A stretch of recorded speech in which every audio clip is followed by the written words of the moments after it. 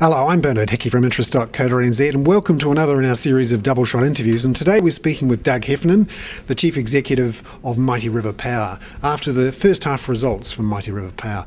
Doug, tell us what happened with your profits and production and how the company went in the first half. Well, probably the best indicator of our performance for the first half of 2012 is at EBITDA, so operating earnings, earnings before interest, tax, depreciation and financial instruments. And that was up 9% on the prior period. And the prior period was actually a very strong result. So the reason for the increase, really, we had market share gains both at the retail level and from generation sales into the wholesale market. And we also had pricing gains in both of those markets. So they were really the drivers of the lift in EBITDA. And overall, though, the demand for electricity in New Zealand has actually fallen in the last year, though. Yeah, electricity demand has actually been soft since 2007, and in 2011 calendar year, demand actually fell 1% across the country. So for us, as a large retailer, retail sales, we make up around about 18% of the national consumption. That's 80% market share by volume. For us to make volume gains in a very flat and falling demand environment has been very successful. I think any retailer would be pleased to have that sort of result. So how did you do that? Well, I think it's a combination that we've really focused on getting good quality customers, retaining our good customers, acquiring customers that actually provide us with volume growth. So we've had volume growth in the commercial market. We've had small falls in the residential market, but our average sales per residential customer has increased. Now, partly that's because we're now retailing much more widespread across New Zealand. If you go back 20 years ago, Mercury Energy, our core brand, was focused only in Auckland. Now it's a national brand. We have Tiny Mighty also competing nationally in provincial towns. And as you go south and acquire more customers, typically they use more electricity. You know, it's colder down south. How have the results been affected by less water in the South Island but more water in the North Island? Well, the first half results, our geothermal production was about the same as the prior period. Hydro was also similar to the prior period, despite us having relatively good hydrology in the North Island. But our gas generation was up slightly on the prior period. And that's because wholesale prices were increased in the market because national hydrology had fallen, and that became economic for us to run our gas plant more frequently. And that's where our gain of 4% in generation volumes came from. Tell us about geothermal and how you've increased your capacity there and why that makes you different from other companies. Well, geothermal is now a large part of our portfolio. For the half, it was 30% of our production. Hydro was about 62% and 8% from gas. We're the only renewables-dominated company. More than 90% of our production is renewables. That has both geothermal and hydro in our portfolio. So that is our point of difference in the New Zealand market. The geothermal has been a real game changer for us. We've now got annually something like 2,200 gigawatt hours of our total production comes from geothermal, around 4,000 gigawatt hours from hydro. So at 2,200, more than 30% of our portfolio, it is significant. That's all come, or largely come, from investments we've made since 2007.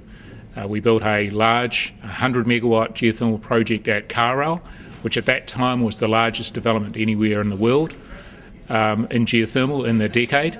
And then 2 years later, we built an even larger plant at Ngāpurewa, just out of Taupo, 140 megawatts. And we're now constructing an 82 megawatt plant at Ngātamariki, also just outside of Taupo. So collectively, those projects have actually lifted us from nowhere in geothermal to being one of the top 10 geothermal operators in the globe. And you're investing in geothermal in America too. Tell us about that. Yes, we've invested into a fund, the GeoGlobal Energy Fund. We're the only investor in that fund at the present. And that fund is focused on developing geothermal in the US, in Chile and in Germany. The first project to come to operation is the Hudson Ranch 1 project in Southern California. It's a 49.9 megawatt project, the largest geothermal development in the United States in more than 10 years, and it's come on stream. It's now selling power under a long-term contract to a utility in Arizona. Now, the change in demand in New Zealand, do you think that's structural or cyclical? Well, that's a question that's exercising the minds of many at the moment, Bernard. What I can tell you is that this is the first time that we've seen demand effectively not grow for a 4-year period. So since 2007, electricity demand has been flat. It's had some ups and downs, but largely it's been flat over more than a 4-year period. And in my long history, there's only 1 year that electricity demand actually fell. So you are seeing something quite different than historic trends. And the last structural change we saw was the oil crisis in the 1970s. Prior to that, electricity demand was growing at 6% compound per annum.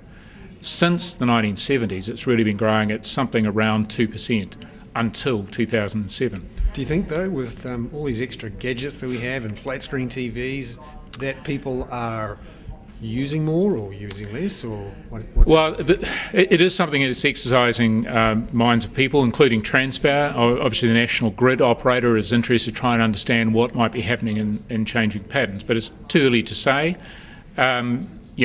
We do see a proliferation of electronic devices. Each of us individually has got more of them. Up until 2007, what seemed to be happening was the efficiency gains that were being made in technology were offset by the proliferation of devices.